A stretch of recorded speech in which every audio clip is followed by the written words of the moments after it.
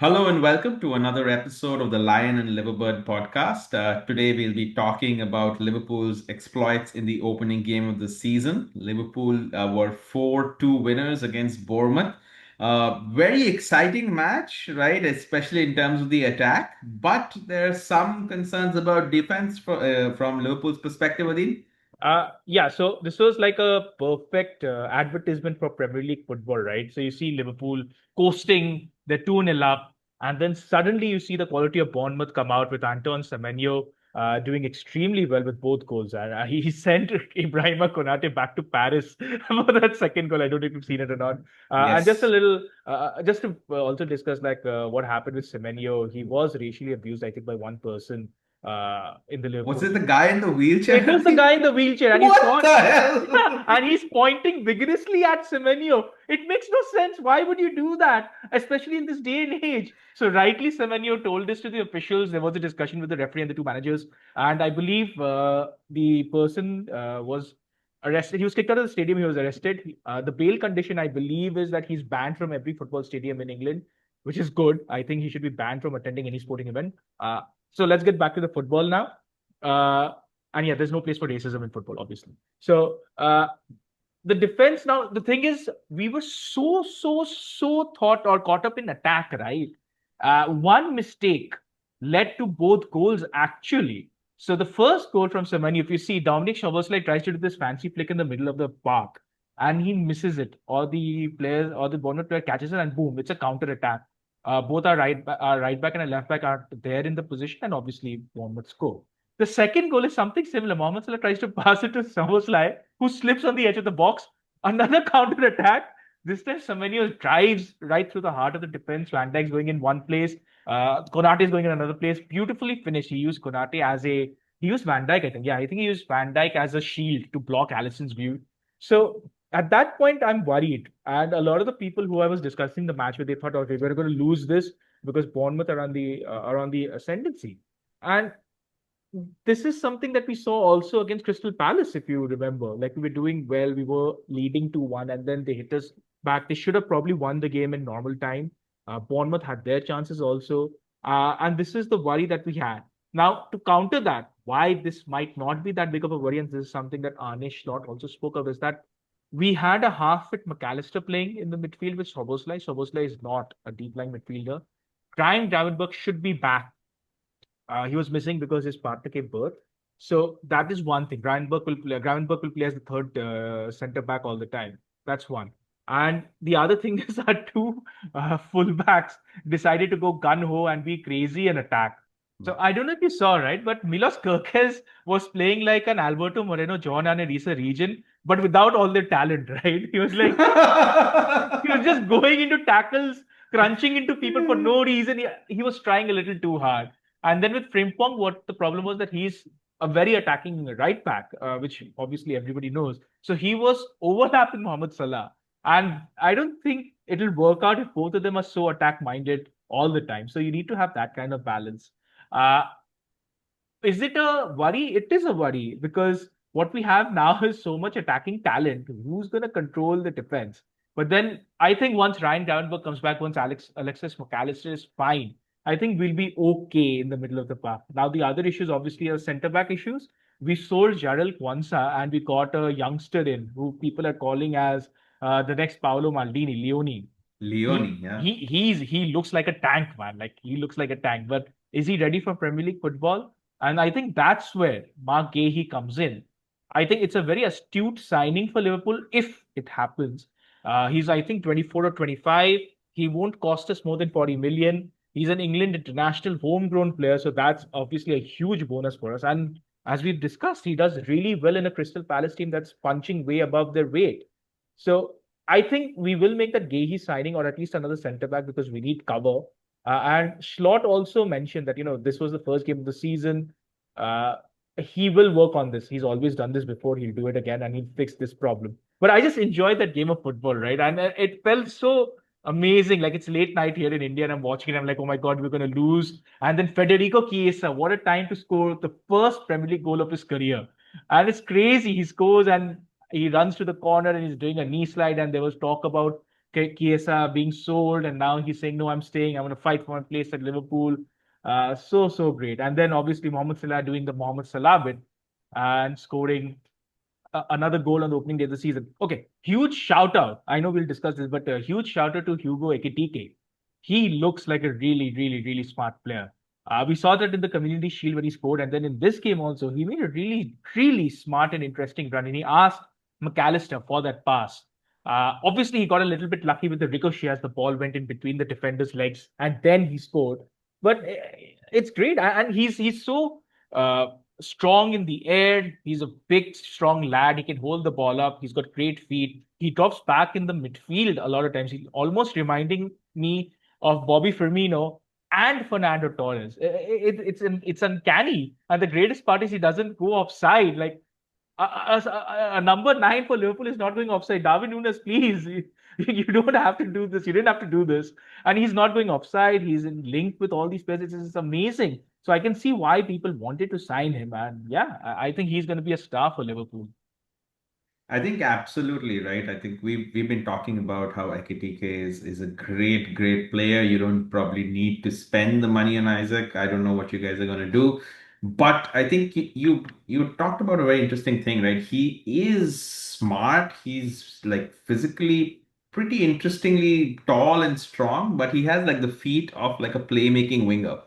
That's an amazing combination. Michael Edwards, never really goes wrong, I think. So, a couple of quick things. Adim, do you think when Gehi comes in, you guys will move to, dropping one of your attacking fullbacks and, having like three center backs and, having one of your fullbacks bomb up forward? Do you think it could be like a three at the back, out of possession kind of a setup?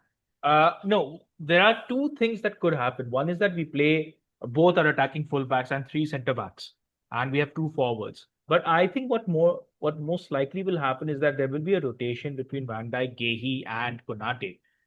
We must remember that Konate is injury prone. Last season was a weird one where he did not pick up a serious injury, but more often than not, he misses a lot of games due to injuries.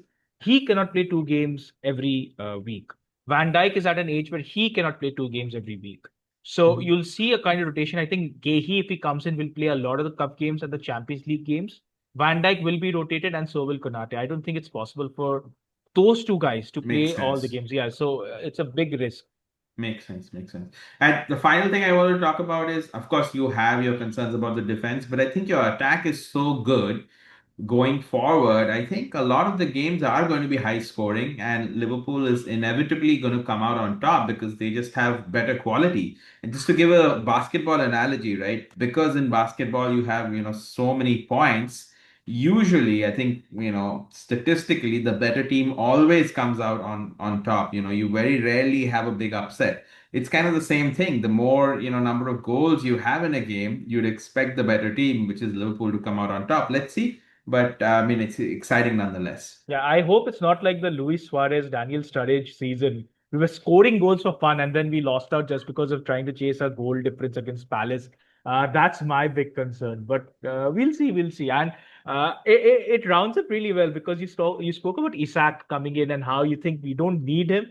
I still think we do need him because we lost Diego Jota due to unfortunate circumstances. We sold Nunes and we sold Luis Diaz, and the only players that we bought in is Ekitike, right? So we need at least another forward. Obviously Rio and Chiesa will do well, but you need another forward. And I think once Isak comes in, Ekitike will be played on the left because he has done that in the Bundesliga. So he'll cut in from the left, Isak and Salah, and then mix and match with Gakpo, with Rio, with Chiesa. And as I said, speaking of Isak, we've got a really tough game on Monday night. It's Newcastle United, and I yeah. So it's so funny when you say that because there's all this talk about Liverpool unsettling Isak, and he's gone on strike. He doesn't want to play for Newcastle ever again. Eddie Howe has come out today and said that yes, we did speak about his future last time. So did Isak lie? No. Did Newcastle lie about their statement?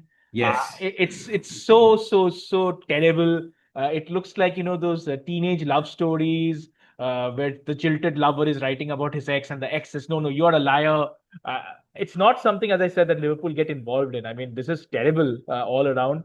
But we have to see what happens. I think there will be a solution to this either in January or in the summer. And now the really interesting thing is we've seen a lot of Newcastle fans being really, really, really aggravated ahead of this game, and they've been posting pictures of Joe Linton and Bruno Guimaraes, and they're saying they're going to be thugs and they're going to snap Florian Wirtz's legs and they're going to Oh tackle my God, Salah no. and stuff like this.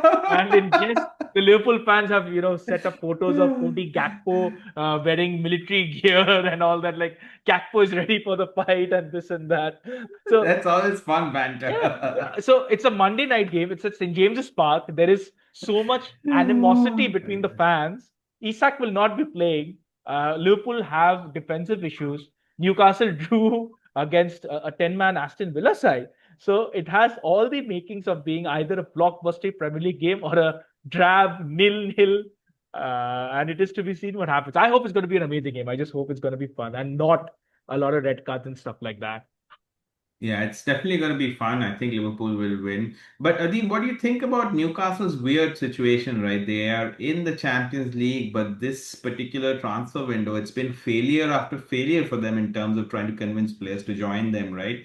Even like Man United, who came like 15th, like I don't know, 14th last time, they basically swiped from underneath these guys as no Seshko.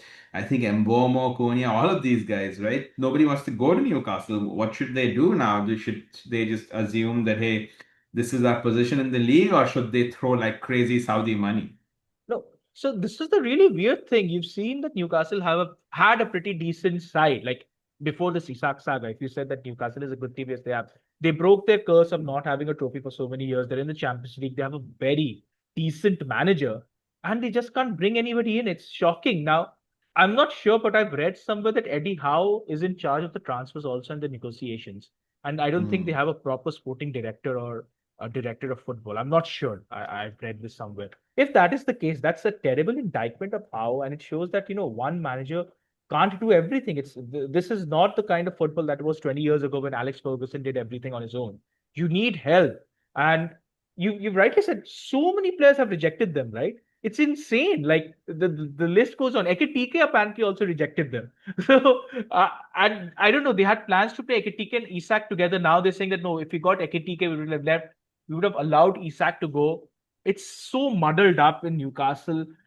They've signed, I think, just one player, Anthony Elanga, as a forward. They're trying to play Anthony Gordon as a forward. I don't know what is going on with them. And it sends a bad message all around, right? So it's bad enough that Isak, your star, is being treated in the way it is. Whether it is Isak's fault or Newcastle's fault is a different story. This doesn't work well. This doesn't look good Yeah. for anybody, right? Then you've got the transfer side of things, where I don't know what's going on at Newcastle and why every player is turning them down. Apparently, Benjamin Sesko went for a lesser amount to Manchester United than how much Newcastle paid. So Yeah. it's insane. Why would anybody do that? Like Newcastle are in the Champions League, Manchester United are not. They're not playing European football. Yet Sesko wants to play in United in the terrible this thing stadium. They have monetary issues. But I don't know. It's a crazy situation at Newcastle. That's all I can say. Well, I think we'll see what happens in the match. It's going to be fun regardless. So, yeah, that'll be the end of this episode. Please let us know what you think about our episodes. Like, comment, share. We are also doing these shorts now. Let us know what you think about those. We are doing some listicles, whether you want us to do a specific one. And then, as usual, we'll see you guys next week. Bye bye. Bye bye.